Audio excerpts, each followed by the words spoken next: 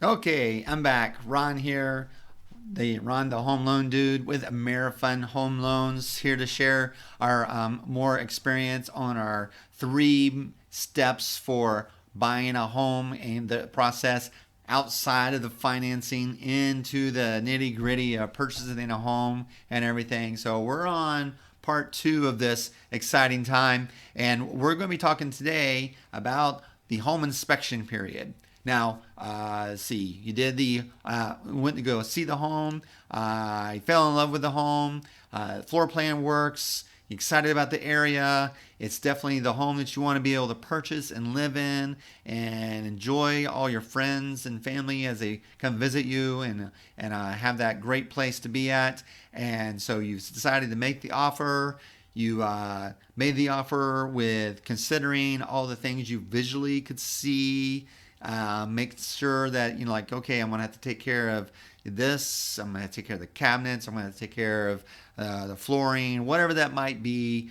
You decided to make that offer. The seller said, you know what, it makes sense to me. I'm gonna accept that offer. Boom, you have a contract. Woo! Congratulations! Yeah, right. That's fantastic. Woohoo! Right.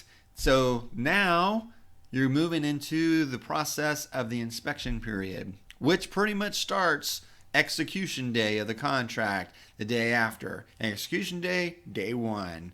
All right. So whatever you negotiated, whether that was 3 days, 5 days, 7 days, 10, 15 days, whatever you were able to negotiate, fantastic.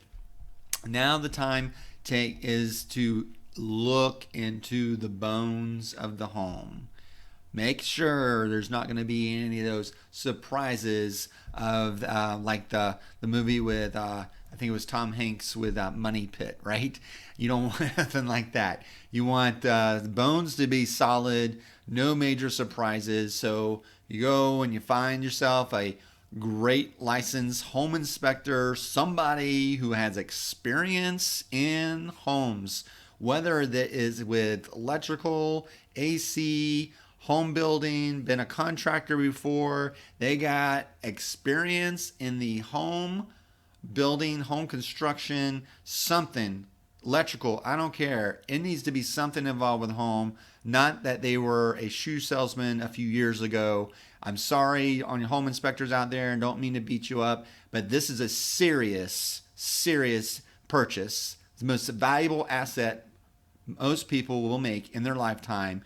We need experienced individuals there being home inspectors, and there's a whole bunch of them, a lot of them out there. Great home inspectors out there. You definitely can find one. If give me a call. I got contacts of great home inspectors. Go out there and give you the right look through the home. Now, they are not going to find everything.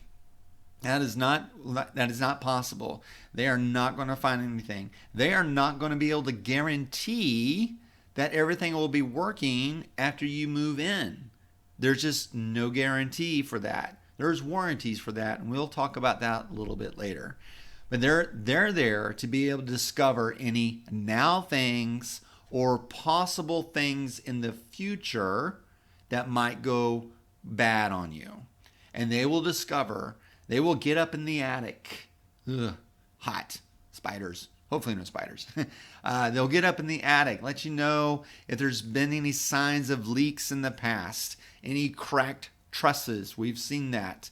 Low insulation, no insulation, exposed wires. Who knows what they're going to find in the attic?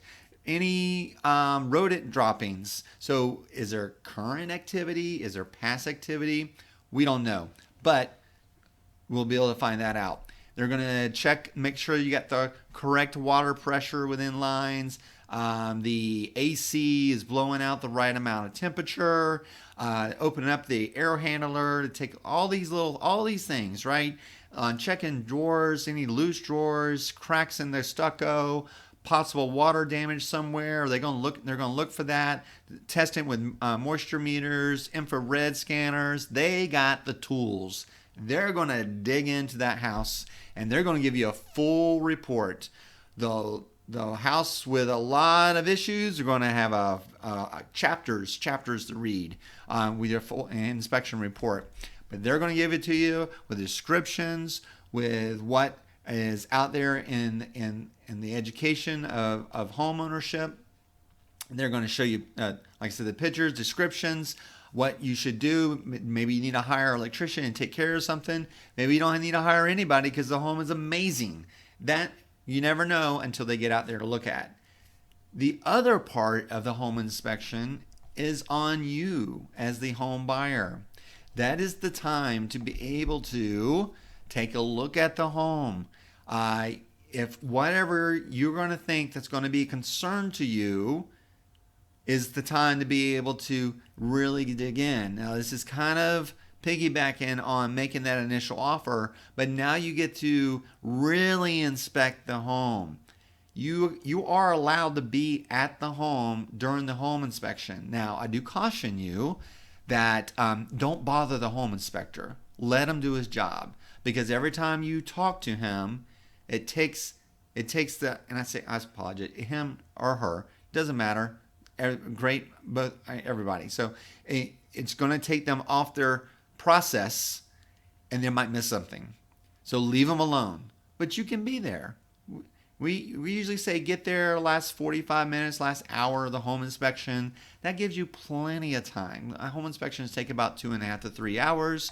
You get there last hour to 45 minutes and start going in the house room by room.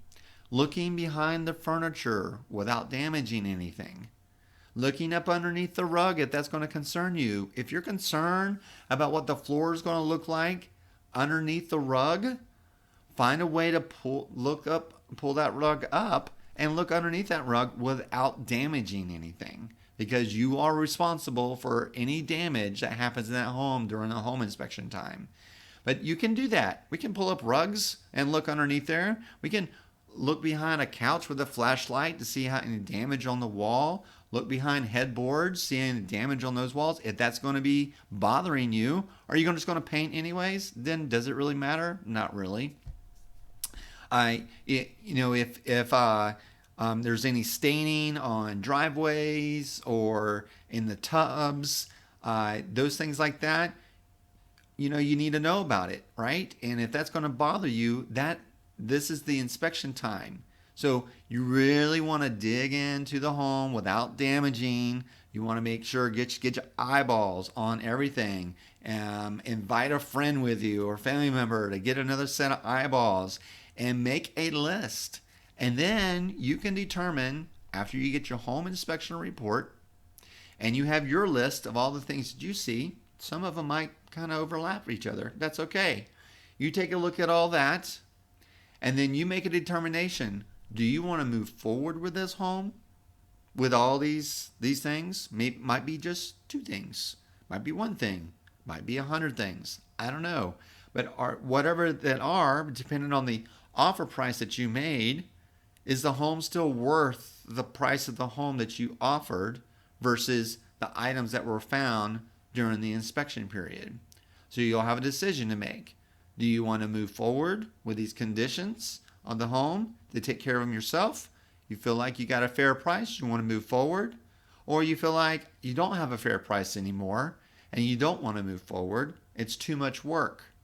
Or the seller does not have to do this on certain contracts, on certain other contracts, they do have to do a certain amount depending on what is going on with the home. And you get with your licensed real estate agent to review those 2 options for the contracts.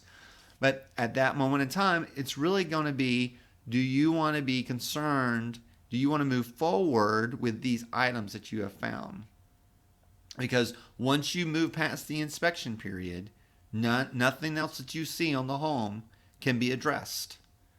Now, there are some times that a seller, if you're working with a contract, does not require a seller to fix anything. Depending on what the issue is, they might decide to take care of it for you. It depends on how the negotiations are. It really depends on how the first conversation started. It means how we started things to move forward to this point and how dialogue is going along already. As you're moving through this process, you can decide, do I want to move forward or do I want to walk away? This is your inspection period time, but it is the time to find out all the concerns that you can visually see the home inspector to internally look in those items they're allowed to get into without damaging the home and move them forward or not move them forward. So please take this as serious as you can, the inspection period time. And that's why you usually have 7 or 10 or days. This is the time that you're in looking at if there's a homeowners association in the where the home is at, that this is the time to find out about that. Are the rules too strict for you? Are you allowed to park on the street? Do you need to park on the street? Do you have a work vehicle? These are all important things that you should definitely review. And if you can't review yourself, you don't understand reading the documents, you might want to hire an attorney to review your HOA documents.